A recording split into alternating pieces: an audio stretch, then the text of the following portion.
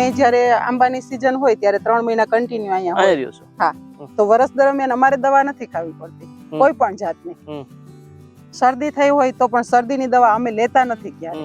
ગામડા વાળા જ છે, ગાય કે એવું બધા ઓર્ગેનિક આવું કરી શકે એમ છે, ધંધો કરી શકે, નોકરી કરતા બી આ એવો બી એક સમાજ છે ને આપણે. હા છે જ, પણ એને સ્ટેટસ ની પડી છે ને. એ લોકોને એવું છે કે આ સ્ટેટસ, મને બી ઘણા બધા એવું કહે કે તું તો ખેતી કરે છે. અમારા સગાના જે એવું કે ગાડી હાંકતા ન શીખે હોય કે કંચન ભાભી જેમ આપણે પછી ખેતી કરવી પડે એવું.